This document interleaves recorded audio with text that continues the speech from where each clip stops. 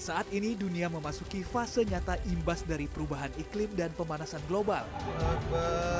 Sejumlah fenomena alam menunjukkan dampaknya. Mulai dari turunnya salju di Gurun Sahara, tingginya laju pencairan es di kutub utara dan selatan, hingga suhu bumi yang semakin hangat.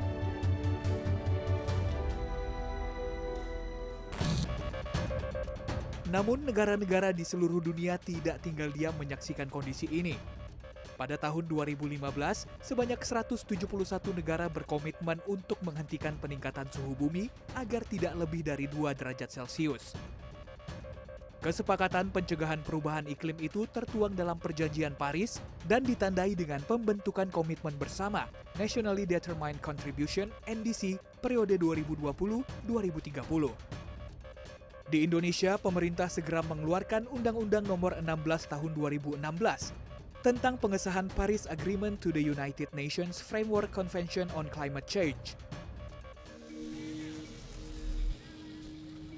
Selain itu, pemerintah Indonesia juga menetapkan target penurunan gas rumah kaca sebesar 29% dengan upaya sendiri dan 41% dengan dukungan internasional hingga 2030. Kini 5 tahun berlalu, dunia masih belum sembuh dari dampak perubahan iklim. Untuk mengatasi masalah ini, diperlukan upaya ekstra dengan cara-cara yang lebih jitu. Terlebih dalam waktu bersamaan, hiruk-pikuk pengendalian pandemi COVID-19 sedang dilakukan.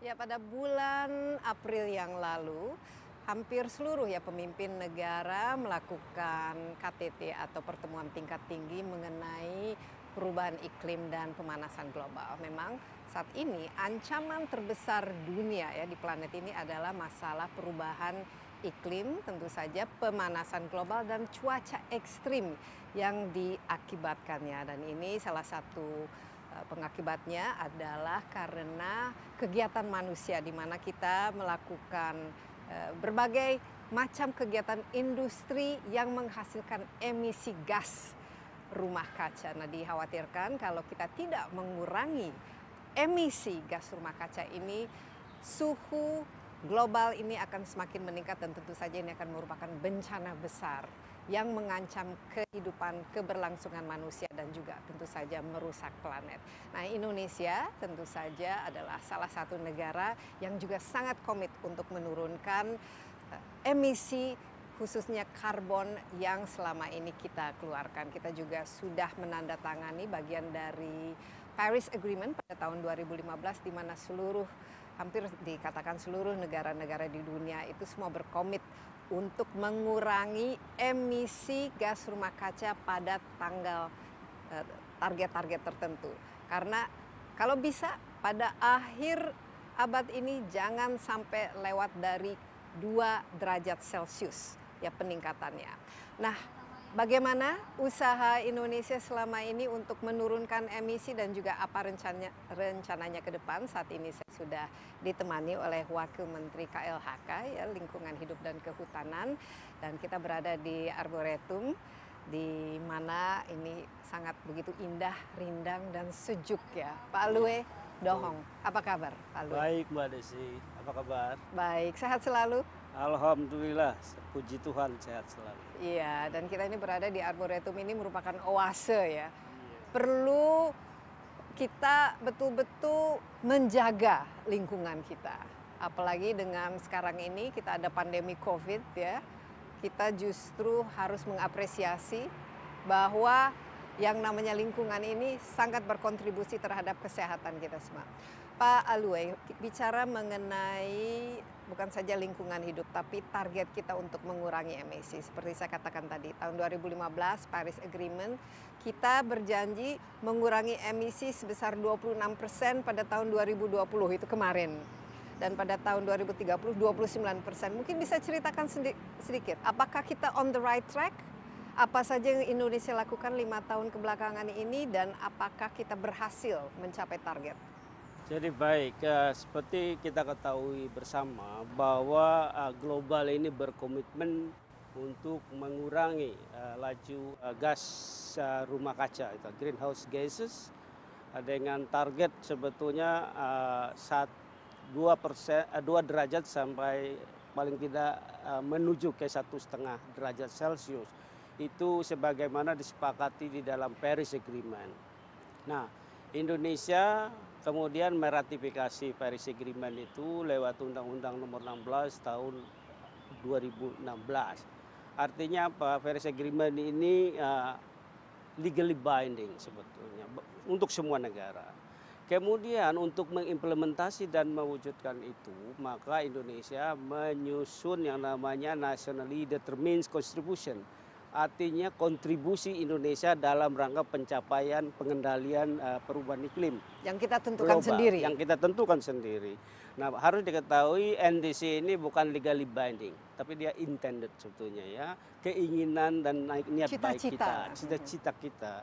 Nah, di dalam dokumen NDC kita menargetkan mengurangi 41% sampai 2030 kalau ada international assistance, kalau ada transfer of technology, ada financial assistance dan seterusnya. Tapi kalau dengan upaya kita sendiri, kita menargetkan 29% pengurangan emisi kita. Nah, angka ini harus kita pahamin. Artinya apa? 29% ini kita harus mengurangi emisi setara 826 million ton CO2 equivalent ya. Kalau 41% 1,04 gigaton lebih kurang, miliar ton CO2 emission yang harus kita kurangi. Nah, untuk target-target ini kita distribusi di dalam 5 sektor utama, yaitu sektor forestry and land use, tata kehutanan dan tata guna lahan. Yang kedua adalah sektor energi. Kemudian yang ketiga sektor yang disebut IPPU, industrial produk dan produk use ya. Yang keempat adalah dari agriculture atau pertanian dan yang kelima adalah dari sektor waste. Nah, memang dua sektor itu berkontribusi paling tinggi. Iya, biasanya itu, deforestasi. Ya, misalnya forestry dan land use itu target sekitar 17% lebih kurang dan energi sekitar 11%. Itu yang kita lakukan. Jadi itu dua yang sektor sangat itu penting. yang paling ya, terbesar. Kalau setahu saya kita di Indonesia itu paling ya kontribusi paling besar karena land use ini deforestasi, biasanya konversi lahan, penebangan kayu, tapi juga pembakaran, khususnya pembakaran gambut ya.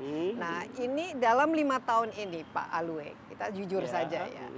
Apalagi kita sudah membangun yang namanya BRG, Badan Restorasi Gambut dan lain sebagainya. Pak Alwe sendiri melihat ada kemajuan dalam pengurangan dari kontribusi kita sebesar 17%. Baik. Jadi perlu saya jelaskan bahwa komitmen NDC itu atau implementasi dari NDC itu sebetulnya starting awalnya adalah mulai tahun ini. Kan sejak 2016. 2016 sampai itu preparation ya.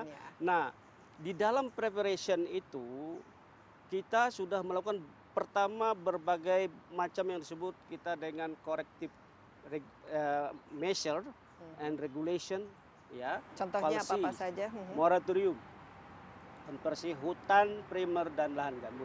Moratorium itu, ya. Itu kan bagian dari measure regulatory measure yang kita introduksi. Kemudian kita melakukan upaya pemulihan gambut ya lewat pembentukan Badan Restorasi Gambut saat itu dengan target mengurangi atau merestorasi gambut 2 juta hektar sampai 2020 kemarin. Kemudian kita lakukan juga di sektor kehutanan misalnya menerapkan reduce impact logging. Ya, praktek-praktek pengurangan emisi di sektor kehutanan. Kemudian melewati silin misalnya, sistem silviculture intensif dan seterusnya. Kemudian kita juga melakukan pencegahan deforestasi dan degradasi hutan. Ya, lewat tadi instrumennya salah satu. Dan ini semua ada hasilnya, ada KPI-nya. Jadi sebetulnya kalau kita misalnya untuk pencegahan deforestasi kita tahu data tahun 2020 kita turun drastis, bahkan hampir cuma 110.000 hektar. Turun ini apakah karena memang ada pengurangan dari pembakaran lahan hutan itu, atau mungkin ada kontribusinya dari cuaca, atau karena kita tidak El Nino misalnya, jadi lebih sering curah hujan dan lain sebagainya sehingga mengurangi jumlah kebakaran yang terjadi? Oke, jadi deforestasi itu kan harus kita pahami, itu kalau bahasa teknisnya adalah pengubahan kawasan hutan menjadi non hutan, kan itu bahasa ininya. Seperti perkebunan. Nah, ya, ke sektor lain, pertanian, perkebunan dan lain-lainnya. Nah, salah satu kita berhasil mencegah deforestasi itu tadi lewat instrumen kebijakan moratorium itu stop, tidak boleh lagi konversi. Ya. Dan itu betul-betul diterapkan. Dan dijalanin kan gitu. Kemudian kita lakukan restorasi gambut tadi saya bilang yang sampai 2 juta hektar targetnya. Nah hasil perjalanan restorasi gambut kita yang dilakukan BRG hampir 800.000 hektar lebih targetnya selama 4-5 tahun itu ya. Nah kita juga mewajibkan sektor pemegang konsesi baik sawit maupun HTI yang ada di gambut melakukan pemulihan hidrologi gambut dan sebagainya, itu hampir 3,6 juta hektar. Jadi sebetulnya bahkan kita beyond ya achievementnya. Jadi deforestasi kita kurangi, restorasi pemulihan kita lakukan, termasuk sebetulnya pencegahan kebakaran dan hutan dan lahan. Kita tahu kita memang mengalami peristiwa kebakaran hutan dan lahan paling besar tahun 2015. Ya, terus tadi corrective policy and measure kita terapkan lewat restorasi gambut, pencegahan kebakaran hutan dan lahan. Terus memang terjadi peristiwa El Nino lagi 2019 agak besar lagi, tapi tahun 2020 dan seterusnya kita mengurangi lagi. COVID-19 ini menjadi momentum kita untuk bergerak merubah paradigma dari yang sebelumnya berbasiskan brown economy menjadi green economy.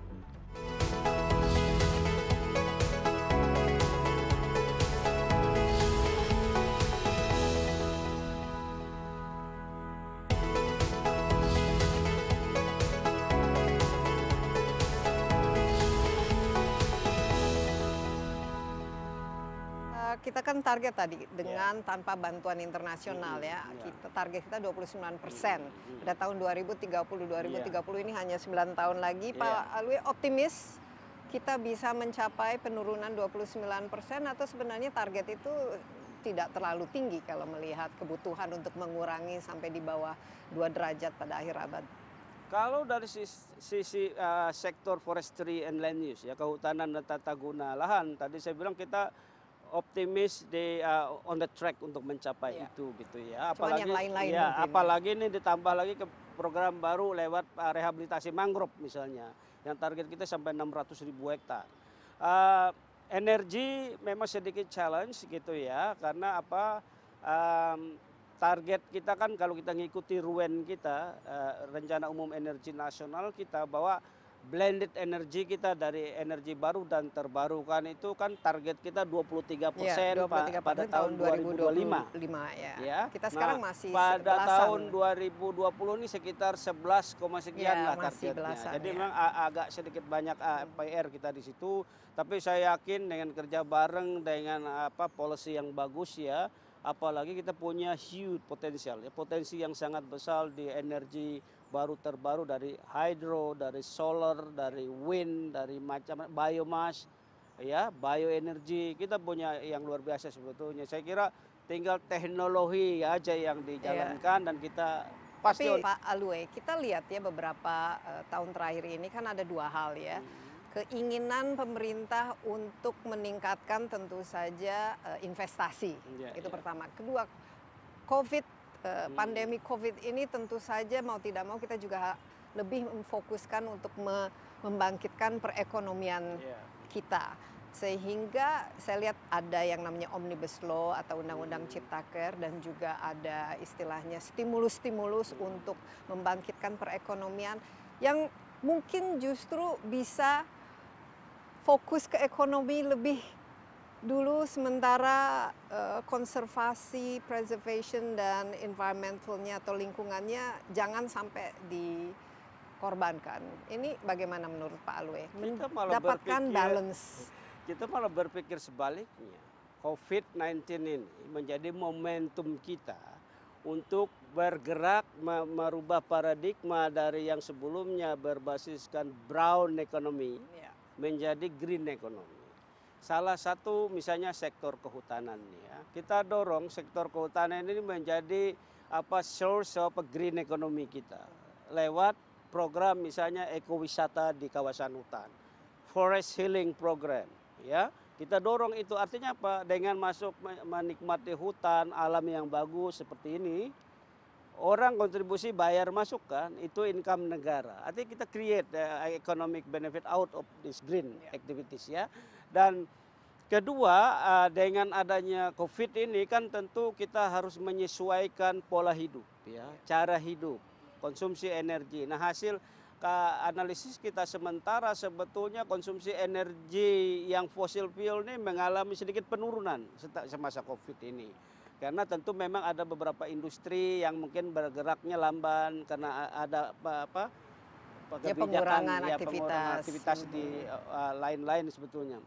Kemudian yang ketiga menurut saya ya tadi menggugah lagi manusia back to nature ya. Jadi ini sebetulnya opportunity kita ke depan. Jadi kita menggeser tadi momentum COVID ini menggeser kita ke arah green economy, lebih banyak pendalamnya dibanding brown economy. Karena saya pikir we are the mega biodiversity in the world ya. Ada bioprospecting itu luar biasa ke depan bagi bangsa Indonesia. Karbon ya, karena kita memiliki karbon hutan, gambut dan sebagainya yang perlu kita aksentuasi di tataran diplomasi iklim global bahwa we have to value all these things, right? Jadi kita ingin di negosiasi kita di UNFCCC misalnya jangan hanya emisi karbon dari sektor hutan kayunya, biomasa kayunya saja, tapi ada nilai-nilai lain di ekosistem hutan itu, hydro, air. Dari air. Ada biodiversity. Ini hutan-hutan kayak gini, pohon ini masih marine juga kan, algae dan lain sebagainya. Menyerap CO2 dia. Kita harus hitung itu ya. Kemudian ocean kita. Kita punya blue carbon yang besar dari mangrove, padang lamun, coral reef.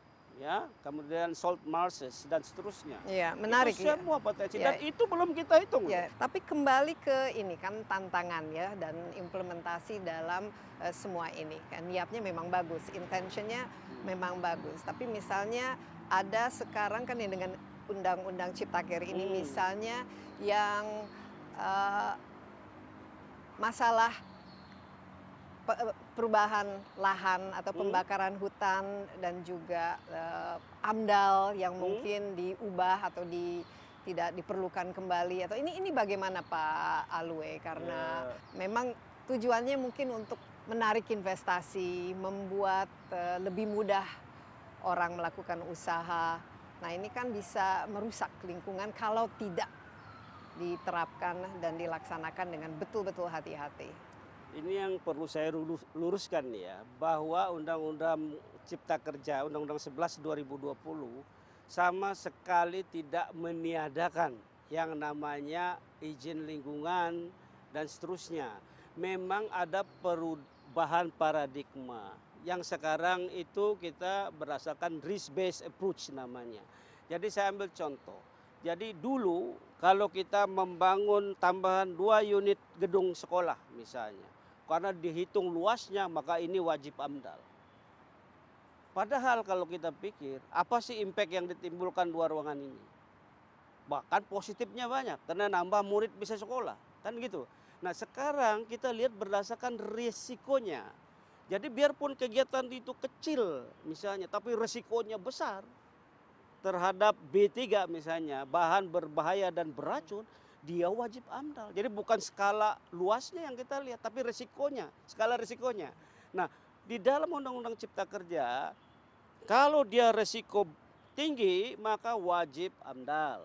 Ya. Risiko sedang dan sampai tinggi juga sebetulnya wajib AMDAL atau UKL, UPL.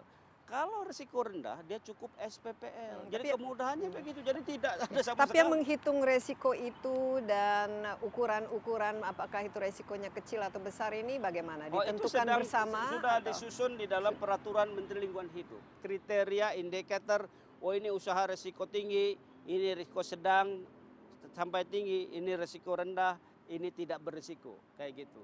Ada itu. Jadi semua kita buat indikator dan kriterianya lewat peraturan menteri sebagai implementasi dari PP-nya, PP 24 dan 23 sampai ke peraturan menteri. Jadi tolong ini di ruang publik, kita tidak menghapus izin lingkungan loh, kita tidak menghapus AMDAL, tapi kita rubah paradigmanya.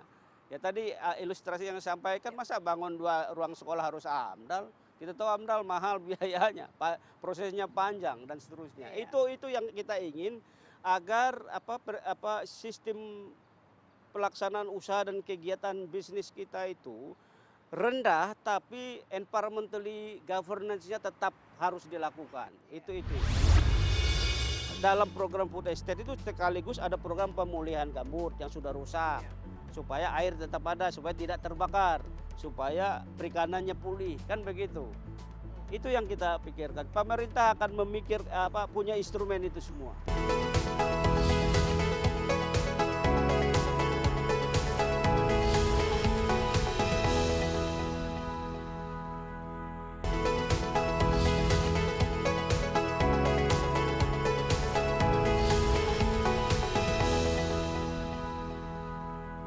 Kita juga melihat bahwa ya banyak sekali ya kita punya policy atau kebijakan, contohlah perkebunan kelapa sawit kita, karena ini kan merupakan income kita yang terbesar.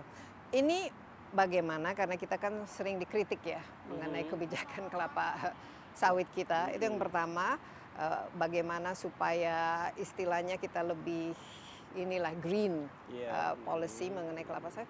Kedua, kan ada keinginan membangun food estate. Nah, food estate ini kan mau tidak mau mengambil lahan dan di area yang mungkin selama ini ya belum di maximize, tapi sebenarnya bisa saja menimbulkan dampak negatif terhadap lingkungan. Ide food estate ini bagaimana, dan juga bagaimana kelapa sawit kita ke depan? Apakah meningkatkan penggunaan jadi biofuel ini justru akan berdampak justru lebih negatif ya, karena biofuel ini maunya hijau tapi ujung-ujungnya bisa saja jadi brown economy. Di sawit itu memang sebelum-sebelumnya mungkin policy kita adalah extensification ya. Sekarang diintensifikasikan karena sebetulnya produktivitas sawit kita kalau dibandingkan Malaysia sebenarnya masih rendah. Jadi sebetulnya untuk menaikkan produktivitas CPO atau TBS-nya per hektar, maka keniscayaan memang harus kita intensifikasikan. Itu arahannya sekarang. Yang kedua, kita punya yang namanya ISPO, Indonesian Sustainable Palm Oil, ya certificate. Jadi sekarang perusahaan-perusahaan yang tidak menjalankan sustainable palm oil di lokasinya, contohnya kebakaran aja lah. Kalau dia tidak punya menara pengawas untuk kebakaran, itu udah pasti akan kena penalti, kena masalah, ya. Apalagi kita menerapkan zero burning di sektor perusahaan sawit kita. Kemudian di internasional juga ada RSPO misalnya, Roundtable Sustainable Palm Oil Certificate. Jadi kita harus mengikuti itu. Pola-pola governance seperti itu, baik domestik maupun internasional. Yang ketiga, sebetulnya kan kalau kita bicara potensi CPO kita, kalau kita mau merubah jadi biofuel, kita bisa menjadi kekuatan global ya dengan yang existing ya, tanpa harus menambah lagi. Kan tadi saya bilang ruang ekspansi sawit itu udah dibatasi, di hutan tidak boleh lagi, kan ada moratorium, di gambut juga tidak boleh, ada moratorium ya. Jadi kita memang cuman image kita saja di Eropa ya, karena kan, ini berkaitan dengan orang utan yang memang saya tahu korbankan ini kadang-kadang ini a matters of business competition ya. Kadang-kadang kita melihat Eropa juga menerapkan standar ganda terhadap produk-produk pertanian dari negara tropis termasuk sawit ya. Karena apa? Sekarang kecenderungan menerapkan non-tariff barriers di dalam komoditas perdagangan itu terjadi ya. Jadi kita nggak pernah menyinggung bunga matahari, kita nggak pernah menyinggung dari sunflower dan sebagainya. Sebetulnya butuh lahan lebih besar dari itu, kedelai. Jadi sebetulnya we have to be wise ya, to discern all this information ya, semua informasi ini. Tapi penting kita harus yakin bahwa kita yakin kita menjalankan, betul. kita punya policy yang bagus, kita punya practices yang bagus, itu satu. Kemudian mengenai food estate, ini saya selalu coba meluruskan. Food estate is not same with rice estate ya. Kalau kita bicara food estate, berarti rujukan kita adalah Undang-Undang Nomor 18 Tahun 2012 tentang pangan. Ya, di situ disebutkan yang disebut pangan adalah pertanian, perkebunan, kehutanan, peternakan, perikanan, bahkan air, kan begitu. Nah, dalam konteks sekarang, kenapa kita mendorong food estate? Itu sebetulnya karena momentum COVID juga. Dulu kan kita mudah Mbak Desi ya, pada saat kita kurang sedikit beras, atau kurang sedikit bawang, kita import, kan gitu ya. Nah, sekarang juga masih import. Iya, kan mungkin skalanya kecil. Nah, sekarang negara-negara eksportirnya juga dia mendorong food security dalam negerinya. Nahan juga untuk kebutuhan domestiknya. Nah, kita pun harus begitu arahnya. Kita harus mendorong bagaimana pangan itu kita bisa swasembada sendiri gitu loh. Dan tadi kembali lagi, pangan itu tidak hanya beras, tidak hanya jagung, tapi ikan, peternakan, lain-lain. Konteks misalnya kenapa pemerintah mencoba mengintroduksi kembali food estate di area XPLG 1 juta hektar. Ya. Karena apa? 1 juta hektar, sebetulnya angkanya kan 1,4 juta hektar ya. Nah, sekarang kita kan policy itu selalu dihadapkan kepada trade off. Kita biarkan XPLG itu menjadi status quo, tidak kita lakukan apa-apa, tapi terbakar tiap tahun gitu ya. Atau kita re-engineering lagi, kita replanning lagi daerah itu. Nah, kita tahu dari 1,4 juta hektar itu sebetulnya hampir 600-700 ribu itu berdasarkan master plan yang macam-macam master plan sudah di daerah itu, dari yang dibuat pemerintah Belanda dan Bappenas dan pemerintah Provinsi Kalimantan Tengah maupun macam-macam kajian di situ. Ada 600 sampai 700 itu sebetulnya dikategorikan sebagai production dan limited production areas. Tapi bukan berarti semua untuk padi, bukan untuk sawah. Dari hasil kajian tuh daerah-daerah yang 180.000 hektar wilayah itu sebetulnya itu yang cocok untuk sawah. Ya. Yang lainnya itu bisa untuk perkebunan, peternakan, bahkan untuk perlindungan, ya, konservasi. Karena di situ sebagian gambut dalam ya, misalnya di Blok E, Blok A Utara dan seterusnya hampir 400.000 hektar, 500.000 hektar itu sebetulnya gambutnya agak dalam. Tapi bagaimana gambut dalam dan proteksi ini kita kontekskan dengan pangan? Maka kita lakukan pemulihan gambut dalam ini lewat, dulu kan kanal dibangun semua tuh, terbuka, nguras air semua sehingga gambut kering, mudah terbakar. Nah, sekarang kita lakukan pemulihan gambut, masang sekat-sekat kanal, memasang alat pengendali muka air sehingga gambutnya tetap basah, lembab, dan itu bisa nanti pusat perikanan. Oke, jadi contoh-contoh nanti area yang jadi food estate. Sekarang kita lihat misalnya seperti di Kalimantan ataupun di Papua. Tapi ini kan yang kalau bicara lingkungan hidup, bukan saja lingkungan hidupnya, di situ ada manusianya, ada aspek sosialnya yang harus diperhitungkan ya, ada aspek budayanya juga, dan tentu saja ada hewan dan biodiversity, karena ini sangat-sangat penting. Kita jangan lupa dalam lingkungan ini biodiversity kan juga paling di atas. Ini bagaimana Pak Alwe supaya semuanya ini justru memang dipikirkan. Jadi setiap program food estate ini kita wajibkan yang namanya, pertama dulu dia melakukan area of interest-nya. Jadi diteliti kira-kira interest areanya di mana. Yang kedua ini yang paling penting, harus lakukan kajian lingkungan hidup strategis. Nah, KLH ini adalah bagaimana setiap program, rencana dan kebijakan, rencana dan program KRP ini kita harus mempertimbangkan aspek ekonomi, aspek environmental atau lingkungan hidupnya dan aspek sosialnya. Jadi dalam setiap food estate itu ya salah satu instrumen dari KLHK adalah lewat instrumen KLHS. Itu satu ya. Terhadap program itu kita harus lakukan kajian lingkungan hidup strategisnya. Yang kedua nanti apabila sudah melakukan activities, nah kembali kita screen lagi. Apakah ini dampaknya tinggi, risiko tinggi, risiko sedang, risiko rendah. Kalau tinggi, kegiatan kamu harus wajib AMDAL, harus lakukan AMDAL. Kalau enggak sedang dan rendah, kamu cukup UKLPL. Kalau enggak ada impact sama sekali, risikonya rendah, sangat tidak ada, cukup SPPL. Kan begitu instrumen pengelolaannya. Jadi memang jangan dikira food estate ini hanya memikirkan ekonomi menurut saya. Makanya kita sering melabelnya di Kalimantan Tengah misalnya sebagai sustainable food estate. Ya, artinya apa tadi saya bilang dalam program food estate itu sekaligus ada program pemulihan gambut yang sudah rusak supaya air tetap ada, supaya tidak terbakar, supaya perikanannya pulih, kan begitu.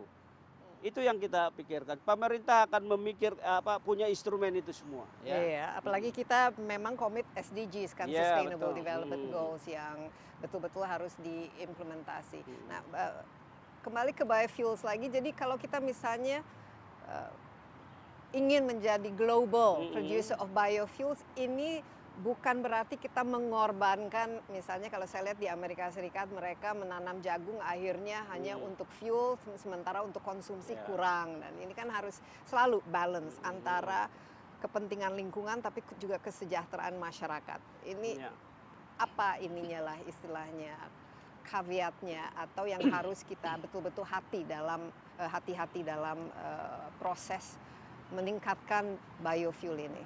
Ya, jadi pertama visi kita itu kan ada kemandirian energi, itu penting ya. Kita selama ini sampai sekarang kita harus pahami juga bahwa sebagian kebutuhan energi kita ya, kebutuhan fosil fuel kita, BBM kita masih sebagian import. Import itu juga nanti kalau didistribusikan masyarakat dikasih subsidi supaya terjangkau harganya. Ya, sekarang aja masih disubsidi. Ya kan masih disubsidi supaya terjangkau harganya.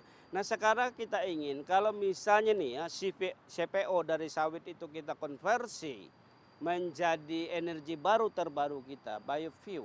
Saya yakin itu harga harga fuelnya murah, ya terjangkau oleh masyarakat. Artinya apa yang terjadi? Kita bisa menghemat devisa, itu satu, ya devisa dari impor BBM. Yang kedua, kita bisa pelan-pelan mencabut ini subsidi BBM gitu ya, supaya betul-betul real real price-nya, bukan karena ada subsidi itu sehingga harga murah. Ini yang kita bangun ke depan. Jadi tidak hanya biofuel tadi saya bilang, kita punya hydropower yang banyak, potensialnya belum tergali. Kita punya solar potensial yang luar biasa, matahari kita dan sebagainya. Kita punya wind dan seterusnya, bahkan dari green energy lain, biomass misalnya. Jangan mengandalkan semua kepada pemerintah, ya.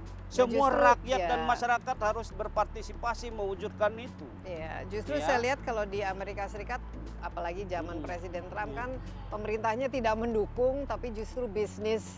Iya, itu makanya perusahaan jadi masyarakat mereka semua sudah green minded ya. Harus merubah mindsetnya semua.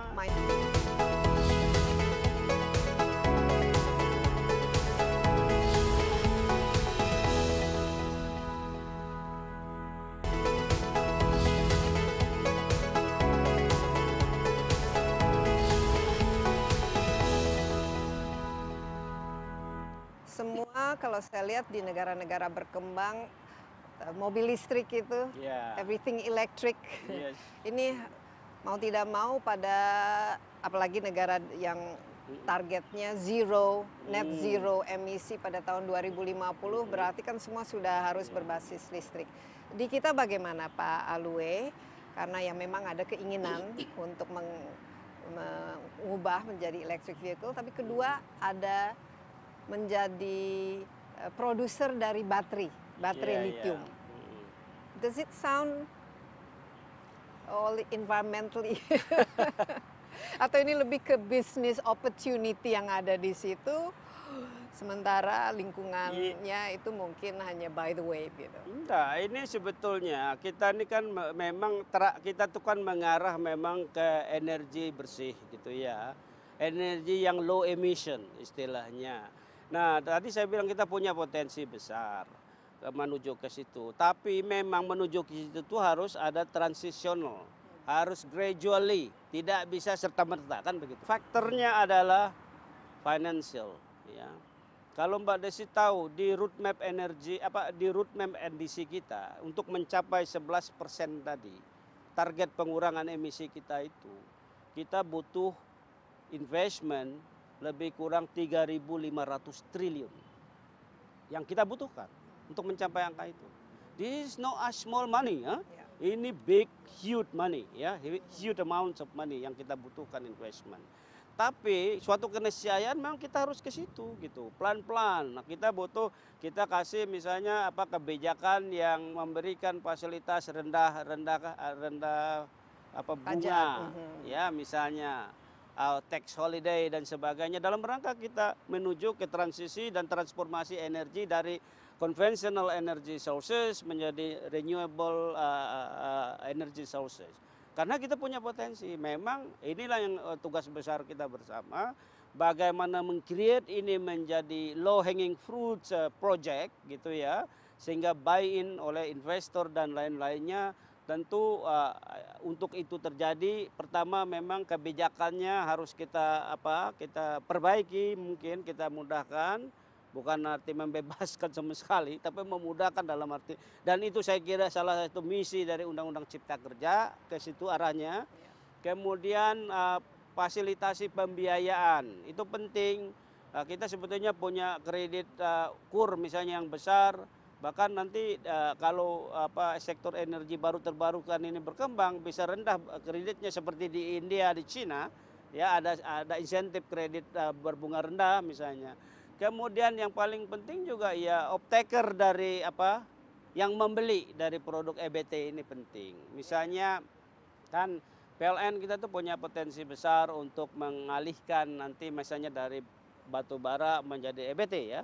Tentu dengan harga yang kompetitif kan begitu. Itu semua sedang saya kira dirintis oleh pemerintah. Tapi realistis menurut Pak Alwe kita lithium battery ini, karena kan nanti serba baterai ya, semua clean energy, dan ini mimpi untuk menjadi produsen ini tapi tanpa berdampak.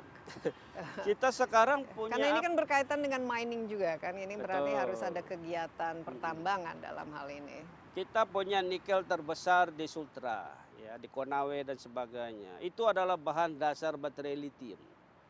Jadi kita bisa menjadi juga the biggest producer of lithium battery in the world sebetulnya. Nah sekarang kan sedang dikembangkan. Memang kan namanya saya bilang ya, antara kita memproduksi sesuatu, mesti ada trade off juga, ada lingkungan. Makanya kita kelola lingkungannya. Kita lakukan instrumen KLHS, AMDAL, UKL, UPL untuk men-safeguard lingkungannya. Karena yang namanya ekstraktif itu kan mesti ada merubah bentang alam kan. Tetapi kita mencoba meminimalisir kerusakan bentang alam itu terhadap satwa dan sebagainya lewat tadi instrumen safeguard lingkungannya. Kemudian juga kan harusnya pasca tambang itu dilakukan pemulihan reklamasi dan sebagainya. Saya kira kalau itu berhasil menjadi sumber pendapatan negara yang luar biasa, kita harus lakukan pemulihan juga supaya lingkungannya baik kembali yang bekas tambang itu. Sekarang kan kita sedang mengusulkan rancangan Perpres tentang pemulihan areal bekas tambang. Nah itu kalau sudah jadi, daerah-daerah bekas tambang harus dipulihkan, ya. Dan tadi electric vehicle atau mobil listrik dan lain sebagainya, ini kan sebelum kita memiliki infrastrukturnya, ini kan susah kan, karena ini membutuhkan mungkin poin-poin untuk charging station dan lain sebagainya. Jadi mungkin kira-kira berapa tahun ya sebelum kita betul-betul bisa mengadopsi? Ya kan kita kalau lihat di long term strategi kita, kan kita sudah menyatakan kita 2060 akan net zero emission by 2060. Ya, Oh sooner, ya, atau bisa dipercepat tergantung perkembangannya. Satu generasi sebenarnya. Ya, 30 kan artinya tahun. apa? Kita kan harus wise tadi saya bilang. Pertama kita butuh investasi yang besar, baik untuk infrastruktur segala macam itu ya, EBT itu. Kemudian kita juga kan mengalami disrupsi ekonomi kita sekarang akibat COVID. Dulu kan harapan kita kan mungkin kita bisa mengejar 6% rata-rata per tahun. Nah ini dalam 1 tahun terakhir kan mengalami disrupsi kan. Kita harus wise itu. Kita juga harus memikirkan negara Indonesia ini adalah negara kepulauan. Tidak seperti negara Inggris mungkin yang 1 pulau atau Eropa yang berapa negara itu 1 pulau. Kita ini Atau 17 China, atau satu China benua. gitu kan. Kita 17.000 pulau. Jadi model-model investasi EBT-nya juga sangat berbeda ya. Tidak bisa satu grid, satu koneksi aja selesai. Beda dengan negara-negara seperti yang lain. Jadi semua kesiapan masyarakatnya harus ya. Artinya kapasitas itu penting ya. Karena kita mungkin lewat investasi awal karena teknologinya masih banyak dikuasai misalnya Amerika, Eropa, Cina. Ya kita harus lakukan transfer of knowledge, teknologi supaya nanti bangsa kita sendiri bisa melakukan. Dan itu butuh waktu juga ya, tapi sepanjang kita punya roadmap yang jelas, saya kira kita udah punya roadmap yang jelas untuk itu semua akan bisa tercapai kok. Kan kecenderungan menjadikan hutan tropis sebagai low hanging fruits, karena dianggap investasinya murah dan sebagainya. Itu menurut saya ya buktikan dulu, let's prove it.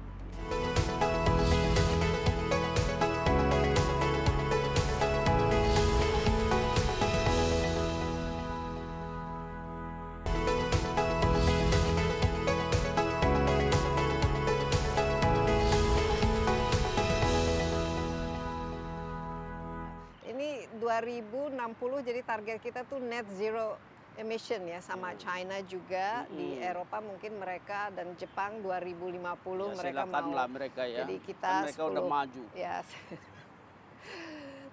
jauh lebih maju, tapi tadi ada target kalau tahun 2030 dengan bantuan internasional. Dan saya lihat kan banyak internasional itu berkepentingan sekali melihat Indonesia karena di sini mereka bisa support ya. 41% kita bisa mengurangi emisi.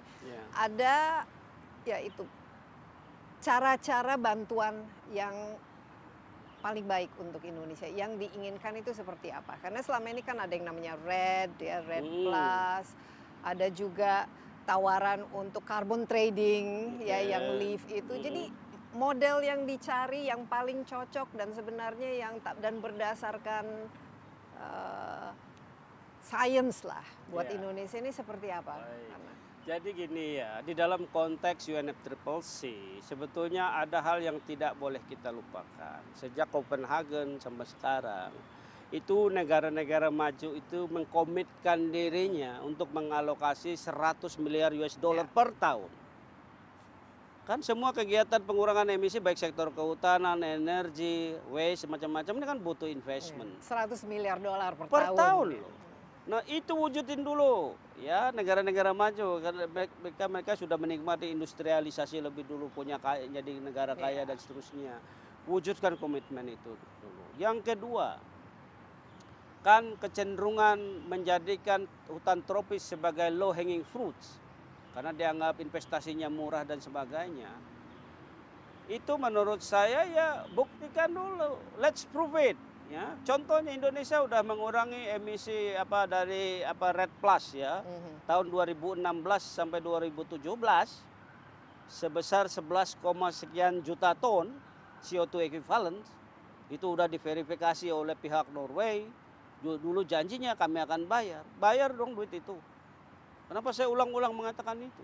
That is a commitment. Ya. Tapi ini kan semua kadang tergantung kepada misalnya ya realisasinya, bentuk proyeknya dan. No, we have already delivered. Kita sudah mengurangi emisi itu 2016-2017 loh. Saya bilang belum lagi 2017, 2018, 2019 sampai sekarang. We have already calculated it.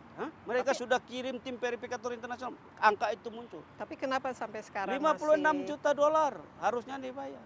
Lah nggak tahu lah, mestinya kan namanya result based payment, we have already delivered, you have to pay.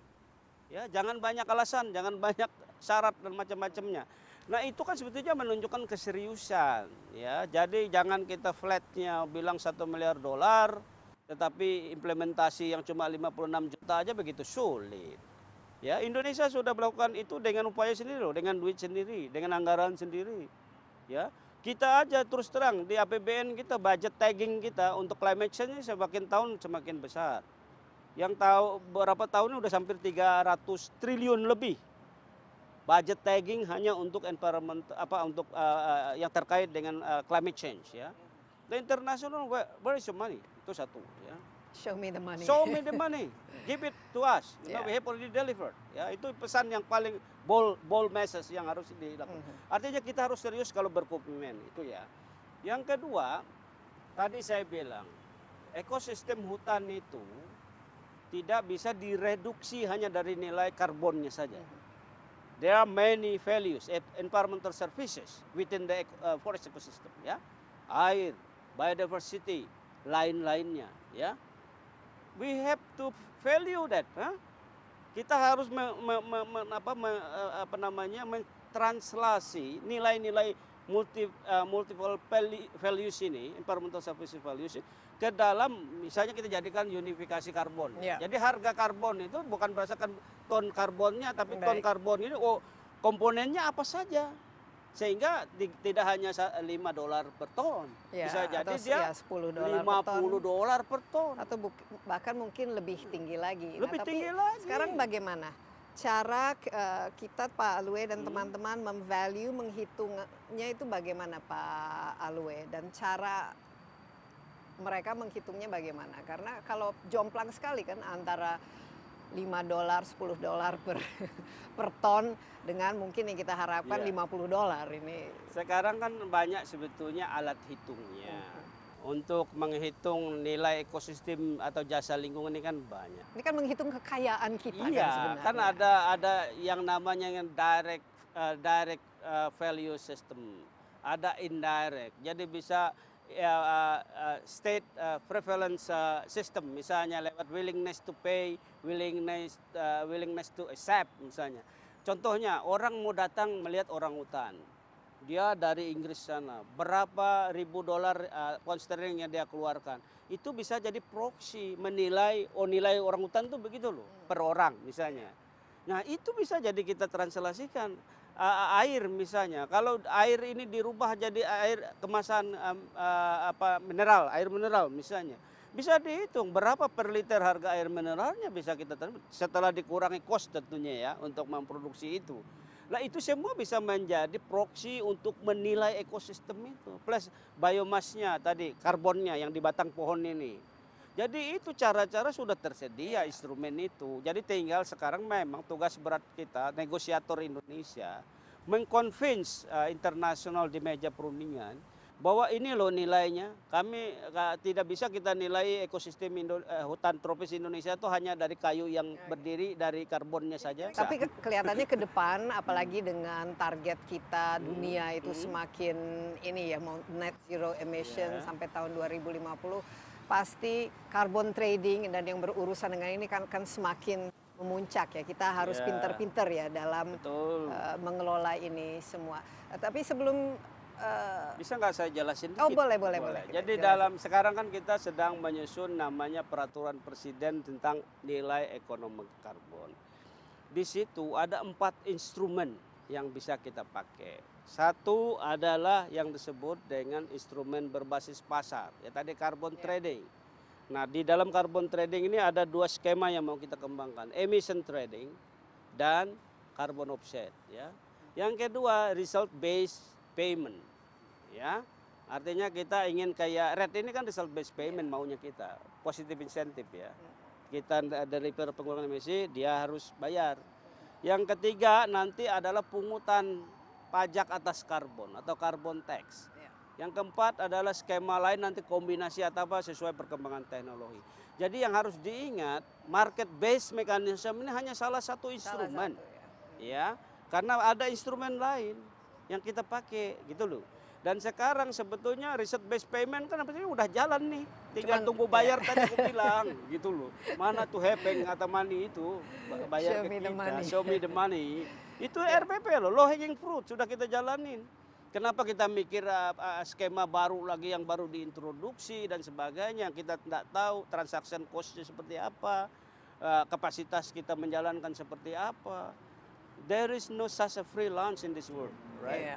Itu yang harus kita pegang. Dan memang kita juga harus pintar-pintar bernegosiasi dan juga harus paham, tapi yang penting menjaga lingkungan, ya ini semua aset kekayaan kita yang memang harus kita lakukan, mau ada bantuan dari dunia internasional atau tidak, ya memang ini adalah tanggung jawab kita. Dan mungkin terakhir, karena ini bagian dari salah satu yang menimbulkan emisi, waste, ya, sampah. Polusi, ya sekarang mungkin karena tahun lalu COVID kita sempat langit biru di Jakarta yang selama ini mungkin hampir tidak bisa kelihatan. Ini bagaimana penanganannya, karena ini juga bisa semuanya dikonversikan kan menjadi memiliki bukan saja nilai ekonomis, tapi ya salah satu cara kita membersihkan ya lingkungan kita. Jadi memang di NDC kita dari waste ini targetnya sangat kecil ya, 0,3. Tapi penting karena ini merusak ini. Iya benar. Tapi kan sekarang instrumennya kan begini. Kita sudah punya juga sebetulnya roadmap ya, bahwa sampai 2030 misalnya kita harus bisa handling waste kita itu sampai 70% sekitar itu, dan pengolahannya 20% dan seterusnya. Nah, salah satu potensial yang kita lakukan di waste ini adalah waste to energy sebetulnya ya. Waste to energy itu kita merubah sampah menjadi elektrik. Kan misalnya contoh yang terhormat Bapak Presiden baru meresmikan yang di Jawa Timur ya. Itu contoh bagaimana waste to energy. Di DKI di Bantar Gebang itu ada waste to energy program juga. Cuma kapasitasnya waktu itu saya kunjungin masih 100 ton per hari untuk listrik kan. Padahal kita tahu Bantar Gebang itu tiap hari menghasilkan sampah 7.200 ton per hari. Itu sebelum COVID sih. Nggak tahu sekarang mungkin kurang dikit lah ya. Atau mungkin lebih banyak lagi, orang pada online shopping. Jadi itu ada instrumen kita untuk reduce waste, ya, reuse waste dan sebagainya. Kemudian yang kedua sebetulnya kan ada istilah program circular economy sekarang ya. KLHK memfasilitasi misalnya pusat daur ulang, menggunakan bank sampah dan sebagainya supaya sampah ini diolah kembali, menciptakan nilai ekonomi baru, menjadi sumber penghasilan baru. Itu instrumen yang berikutnya. Instrumen yang ketiga sebetulnya kan kita ingin ada kebijakan nih sekarang beberapa kabupaten provinsi kita ingin single use plastik ya, sekali pakai. Udah kita ada beberapa policy sudah diterapkan peraturannya dan sebagainya. Kemudian yang terakhir yang paling penting malah menurut saya adalah kesadaran masyarakat. Itu kunci lagi mindset. Jangan ngelihat ada pasukan kuning di jalan, sampahnya sembarangan nanti yang orang atau melihat sungai itu jadi sungai dianggap tong sampah tuh sungai dibuang ke situ. Padahal sungai air tawar, sumber air minum. The new source of income kita sebetulnya ke depan. Jadi kesadaran itu penting. Nah, tadi saya bilang driven kesadaran ini tidak semua pemerintah, ada kesadaran para pihak melakukan itu. Kita ingin bergerak sebetulnya dari command and control system, mechanism menjadi voluntary mechanism ya. Dan itu kuncinya memang dari pendidikan. Dari sekolah-sekolah harus kita masukkan di kurikulum dan seterusnya supaya semua sadar, termasuk kita ini yang saya yang udah tua ini juga harus sadar.